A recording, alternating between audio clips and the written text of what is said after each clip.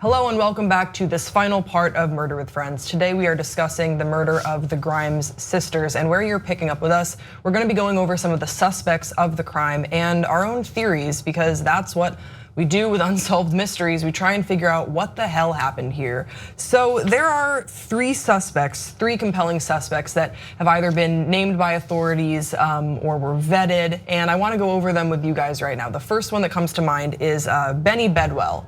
Do you guys know anything about Benny Bedwell? He was the most publicized suspect at the time, and that was because he apparently confessed to the murders. But then why was that confession thrown out? So he was basically a vagrant, right? And he also was said to have looked a lot like Elvis Presley, so a lot of people thought that they would hang out with him because of that. And then the police brought him in, and he said that basically all different three accounts that he gave of killing the girls were coerced by the police. Yeah, it was thrown out due to coercion, and this is something that we will see a lot from later investigations, later reportings on the investigation. They will say that the police were getting desperate, and this wasn't actually the first person that they had tried to sort of coerce into a confession. A lot of people that came forward with information, if you looked about the right type, it could really get you into some serious trouble. So a lot of people were spooked. Also, Benny Bedwell was not a smart guy. And a lot of people would testify to that. He was not a criminal mastermind, although criminals rarely are. Though there is an interesting story that a friend of his at a diner, one of his coworkers said, because he'd worked at this diner, that he had been in the diner sometime after the girl's disappearance with a friend, and the two girls were there with him.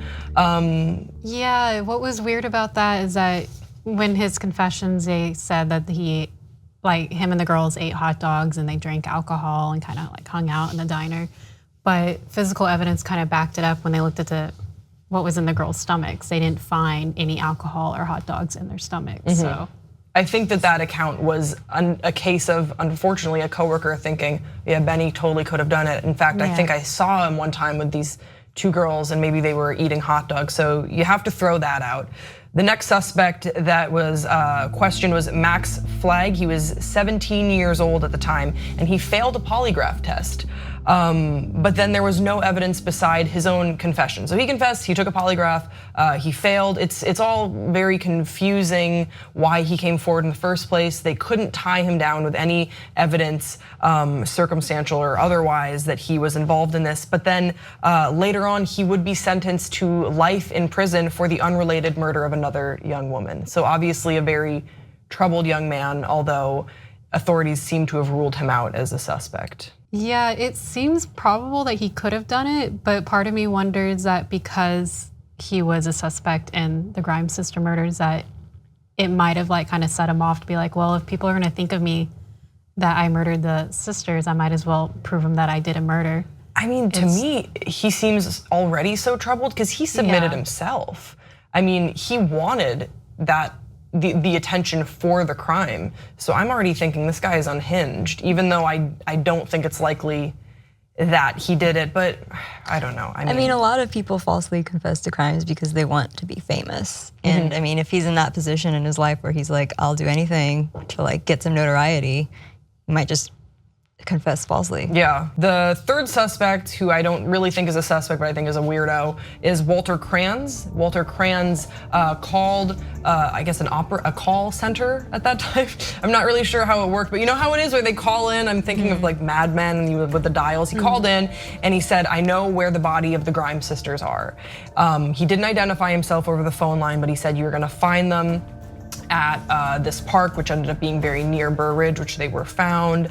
And this was before the girls' bodies were found. So he had prior information of their bodies. Then the police were able to trace the phone call to a liquor store, a payphone outside of a liquor store, where they were able to find him, Walter Kranz. They questioned him and he said that he's psychic. And that's why he knew where the bodies were. Now, if I have one theory on this case, it is that Walter Kranz saw the bodies and didn't do anything about it.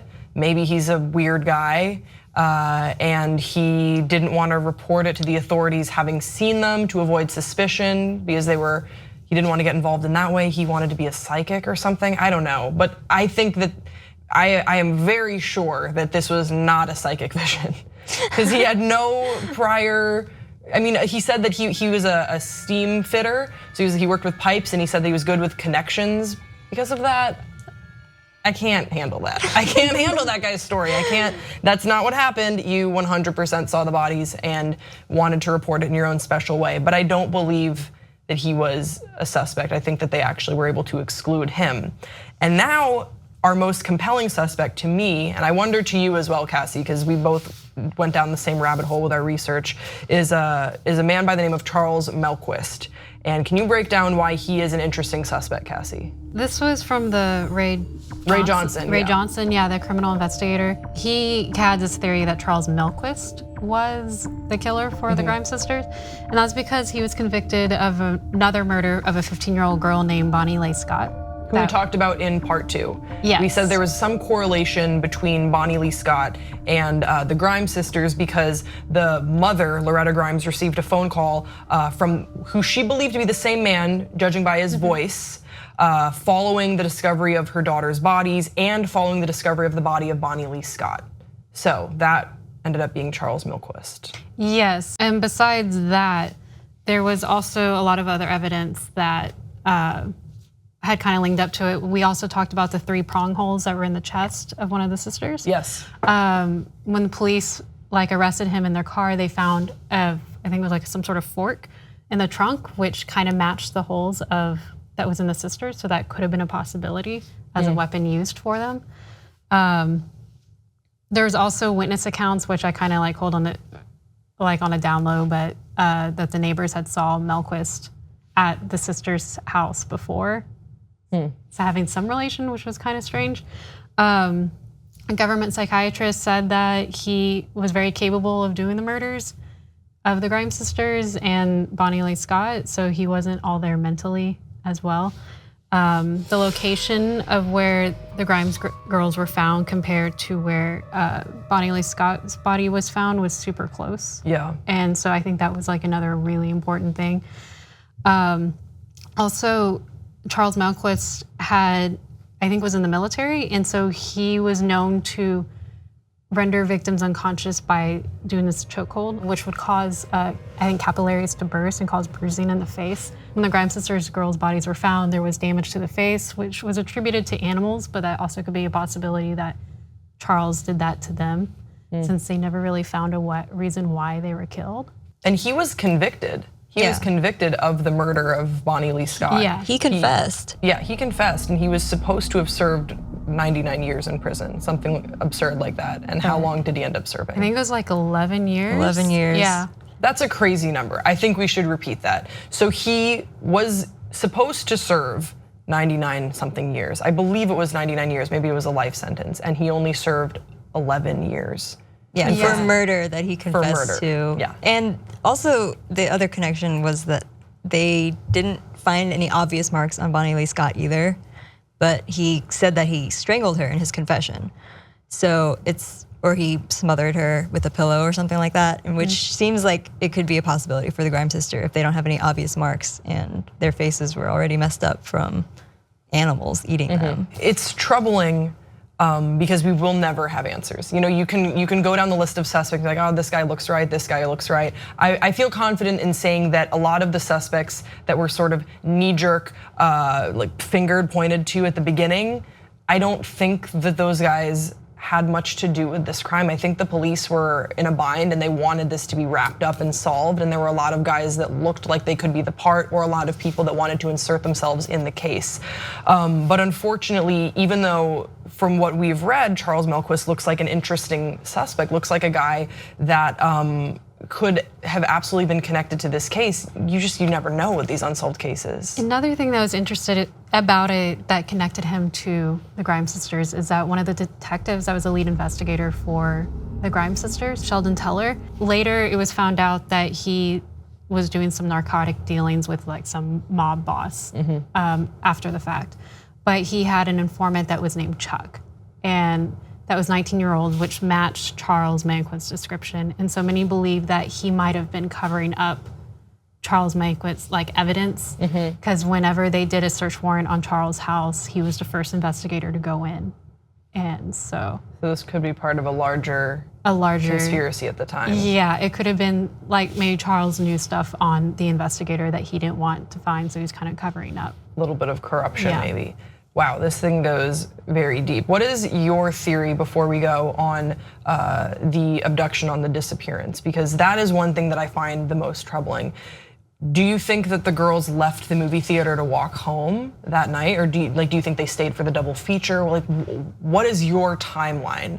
That's always what bugs me with these cases. It's the same thing with like JonBenet Ramsey and with Lacey Peterson. I want to find a timeline for how this happened. How does it make sense? And I start hitting my head against a wall because you can't. You have no idea what happened. But what is your offering of a timeline for this? I think they saw the movies, and I think they were probably waiting on the bus. And from what we've heard from Brighton Park, it was a super safe neighborhood. They never had murders before. Right. It was very trusting. It was a different time, and I could imagine that somebody, the murderer, had offered them a ride home instead of bus. Yeah, because there are also a number of accounts of people seeing them near the theater getting into a car with somebody. And if it's in a nice neighborhood and you just assume that he's just a nice guy giving you a ride home, why not get in the car with him? You don't have to wait for the bus.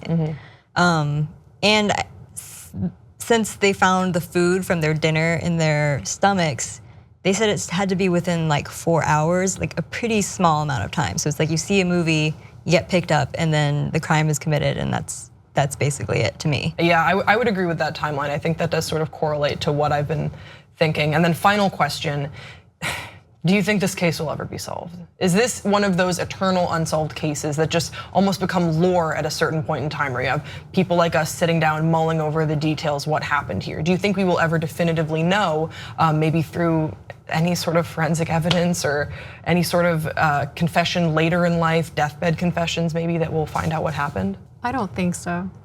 Yeah. Honestly, the case is so old. I don't know if the forensic evidence would still hold up, whether it even got compromised. I mean, with the corruption that's going on. I mean, besides that investigator, that police department was having a lot of issues with the chief and stuff.